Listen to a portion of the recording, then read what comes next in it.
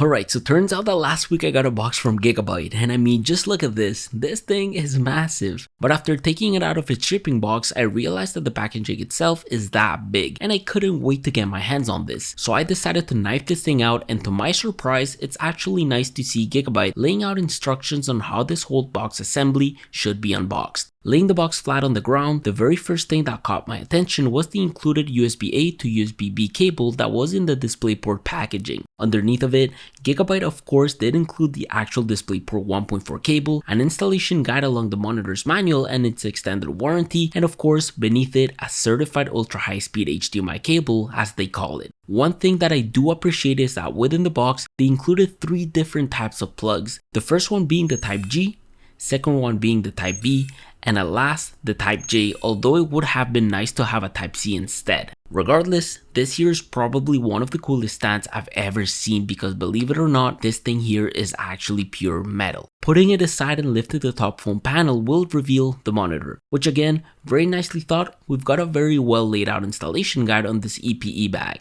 But before we unveil it, beside we have the monitor arm and this styrofoam bag. And let me tell you something, this metal bottom half is super well made and the top plastic portion blends well, almost giving it the same metal vibe. Lifting the monitor up for the first time was surprisingly not that heavy at all, and like with any other monitor, the most satisfying part is always taking the wrap paper off. But I mean, just look at this thing. I love the sweet Aorus logo beneath it, the seamless bezels, and the minimal chin which blends so well with the metal on the stand, which was quite easy to put all together since it just consisted of aligning the hole to the socket and screwing the bottom part to lock it. Like always, I am a big fan of having subtle details because I think it makes everything look so much better. And indeed, after seeing the full complete stand fully built, I think I was right. But all it needed was the good alignment and the sound of that click.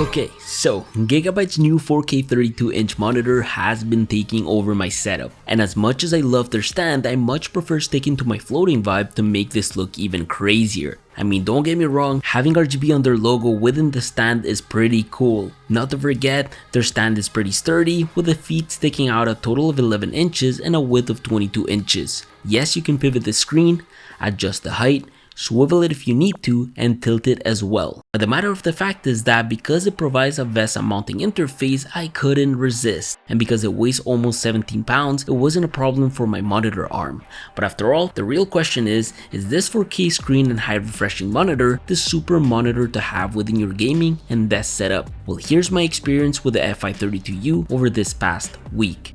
This beautiful display is a high performance gaming IPS panel indeed. It has great minimal bezels which I have been enjoying, a fast response rate at 1 millisecond, and of course a 4K resolution. Now this isn't a monitor you use to consume HDR content in my opinion, mainly because it only has a peak brightness of 420 nits and it is HDR 400, which allows Gigabyte to cut down on price to build an affordable 4K high refresh rate gaming monitor. Although that doesn't change the fact that this panel looks absolutely incredible. The details are awesome, and even though it is only DCI-P3 at 90% and 123% sRGB, the quality and the colors are great for gaming. In terms of ports, the FI32U has a couple of HDMI 2.1 ports which are great for next-gen consoles, DisplayPort which has been hooked up to my RTX 3080, a USB-C that provides charging capabilities so you can go ahead and connect it to your laptop, and a USB-B port that allows you to KVM with the 2 Type A ports. There's also a set of audio outputs which I did not find myself using at all, but if you think you'll need them, they are there.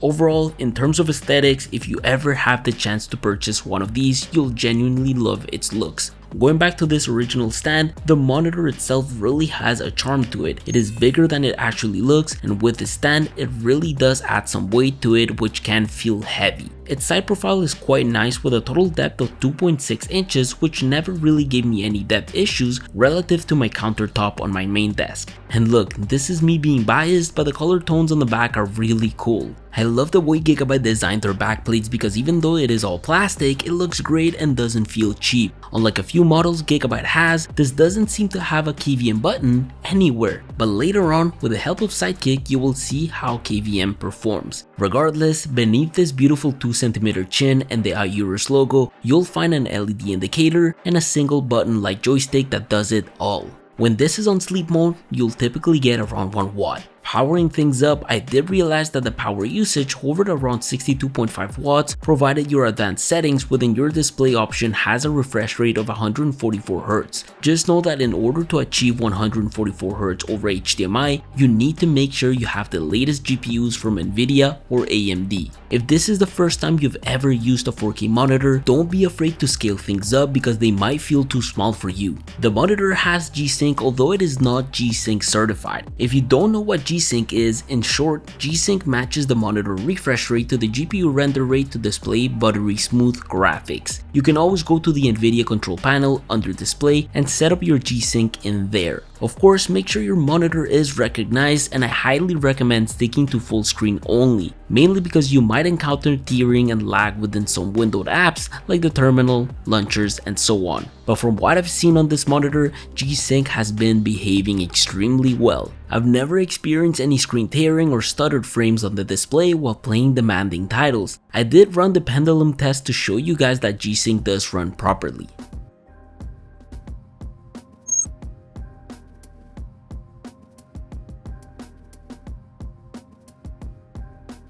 Also, with the help of the Alien speed test, the website will automatically add the maximum frame rate that your monitor outputs. And with this monitor, things at 144 Hz are looking good. Even while I was gaming and playing Call of Duty, for example, the refresh rate was incredibly noticeable since I come from a 60Hz monitor. Now, the whole purpose of improving image quality is to reduce things such as ghosting, smearing, refresh blending, motion blur, and even inverse ghosting. G-Sync does indeed take care of things like screen tearing and stuttering like we saw, but response times, refresh rates, and the type of LCD panel you are rocking play a big role into this whole science. In this particular monitor, Gigabyte does allow us to use their overdrive settings in order to reduce things such as ghosting. In general, overdrive applies a higher voltage to make the pixels react faster than normal. They do have the off mode, Smart OD, which chooses the right overdrive levels depending on your use, picture quality mode, balance mode, and the last, speed mode, which I did notice some inverse ghosting since the pixels seem to be overshot on average. Normally, if you are rocking a cheaper GPU, people recommend to avoid overdrive for lower refresh rate gaming since it will eliminate the ghosting. Usually faster panels like TN won't need high overdrive, but since we are using an IPS panel, it's a different story. While I was gaming, you can see some smearing on balance mode. As the gun moves across the screen, the pixels stay on the screen longer than they are supposed to.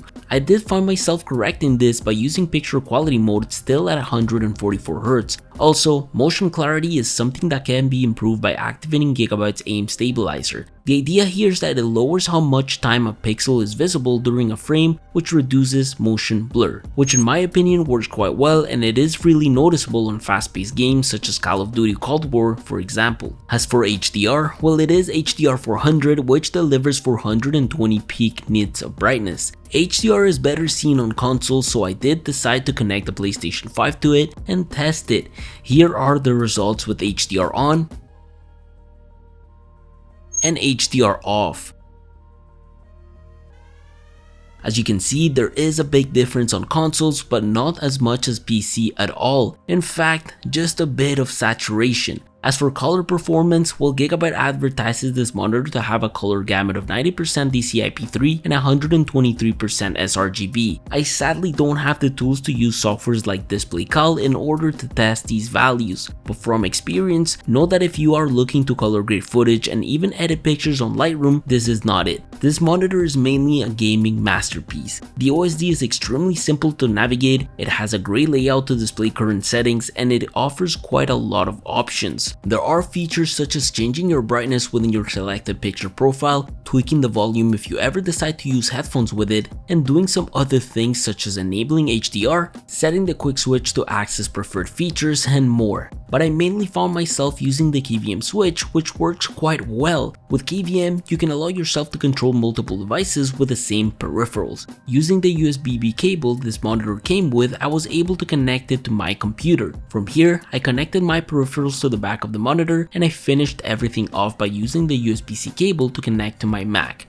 Also, if you download the OSD Sidekick, you can tweak the RGB lighting of your monitor with the help of the RGB Fusion as long as your USB cable is connected. Note that the OSD itself only offers a few modes and the ability to turn it off. Regardless, you can use the Sidekick as an alternative to tweak your monitor settings. Final thoughts, is this really the super 4K monitor for your gaming setup? At $1,000, it can be. It does have a great IPS panel that handles reflections, it outputs 4K at 144Hz, it includes Gigabyte's aim stabilizer to reduce motion blur, and heck, it has RGB. But my only complaint to make this perfect is the fact that it would have been nice to have variable overdrive like on some high-end displays. And I have absolutely no problem accepting the fact it has HDR400, mainly because this is truly meant for an exciting 4K gaming experience at a lower price, which is extremely appreciated. People of the internet, that being said, I'm heading to IKEA because next week we've got the budget student desk setup video coming up. I'll see you all soon, take care.